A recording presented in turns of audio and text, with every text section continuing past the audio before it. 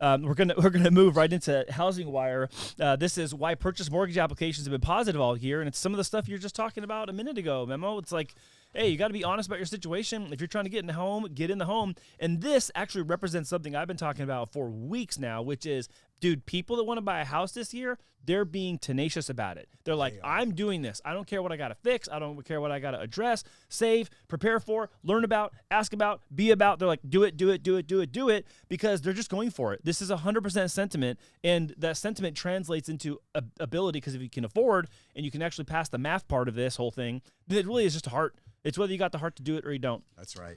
Yeah, a lot of the conversations I have are more geared towards like I'm scared of the payment, but they don't really know what that looks like. So it's, it's kind of being fearful from the outside in. But once you start noticing that there's strategies, there's things you could do to minimize the payments or to alleviate the way that you're going to be paying certain things down the road, I think that brings a lot more clarity, and then it invites that curiosity to come in and start saying, well, okay, it's a little bit more attainable. How does that actually look like? But I really think you have to tie it down to the emotion of being, wanting to buy a house, wanting to have it for a reason, rather than just, I'm buying because, everybody's buying, I think it's a good time to buy. That's not the time right now. It's the time, like Andy said, to really act decisively if you're going to be making this decision or not, because I feel that, things are very uncertain today, tomorrow, but if you stay certain in your decision, then you're going to have a better chance of maneuvering when there's uncertainty in the market. Yeah.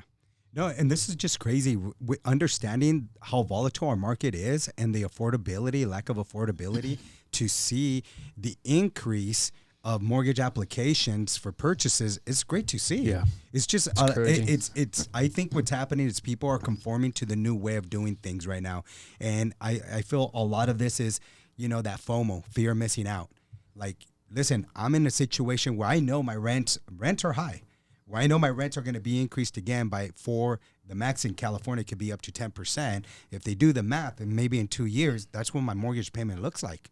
Maybe it is time for me to reconsider not renting and going out there and purchasing a home and making sure that I could also, and you have a lot of people who are making great income and they have good CPAs that are directing them and informing them that the interest that you're paying into your mortgage is a tax write-off. Yeah. You need to take advantage of these benefits. If your property tax is there, that's a tax write-off.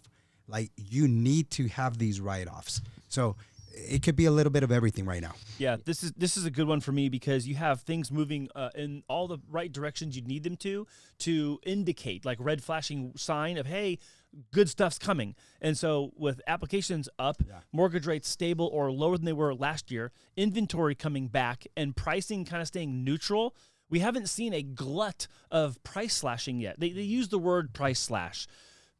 But remember, I'm going to remind everyone of the range. 30 to 35% of every listing, or of all listings, have a price reduction, even if it's by $10. It's not always by 10%. So just bear in mind that. So as long as we're in that range of 30 to 35% of listings have a price reduction, until we see north of 35, then we don't see price slashing. So if you see apps up, rates down, inventory up, and prices neutral and kind of going either direction mildly, then this is, to me, all signs that we're going to have a summer that we've been waiting for years. Yeah, and what the consumer needs to understand also is, a lot of times most people who are going to sell their homes, if they have close friends that are realtors that don't do as much production, they'll ask them like, hey, can you put my house on the market? And so they'll be like, yeah, I think my house is worth $900,000, but the sales comparables are in that $850 range.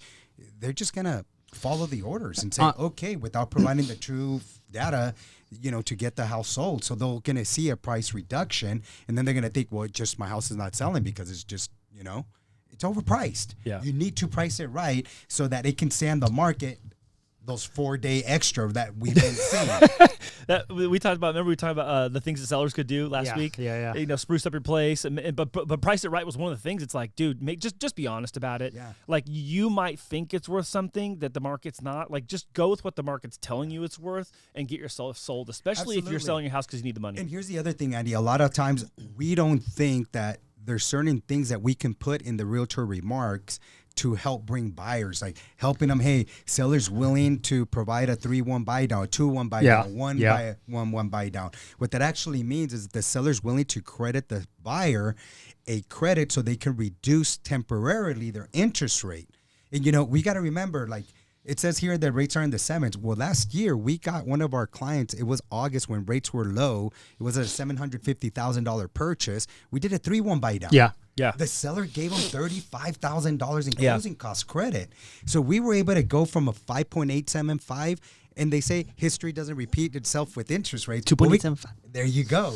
And it worked out. Yes, that's for the first year. Then the second year goes up 1% to 3.875.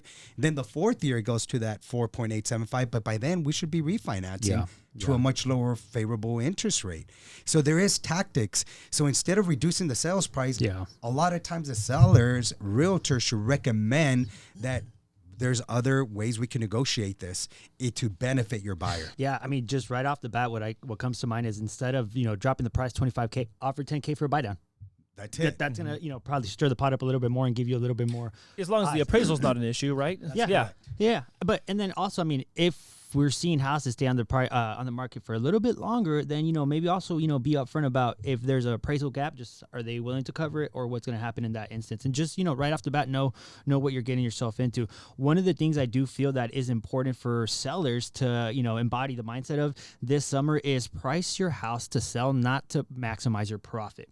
What I mean by that is that, I haven't really seen homes where they really market the monthly prices, the monthly payments and what they could be. And especially if you have those buy downs, I think that's going to incentivize a lot more people if they know that, hey, this high price house, maybe $900,000, for example, when people see that and they don't identify a monthly price to it, to them, they just say, that's so expensive. I can never afford this. Yeah. But if then you break it down and you show them, hey, this is what the monthly payment could be. This is what the monthly payment could be if you get a 2-1 buy down, a 1 buy down, a seller credit, a permanent buy down, all these different tactics, skills that tactics that you're able to utilize to better your offer, you're able to put that on your display. If you're a realtor, show that to get more traction for buyers, and it brings more of an inviting environment to say, hey, yeah, this is expensive, but look, you can afford it. Yeah, I think that paired with some of the behavioral changes we see that are driving this, because again, applications are downstream from that decision of, hey, I'm just going to go and get after it.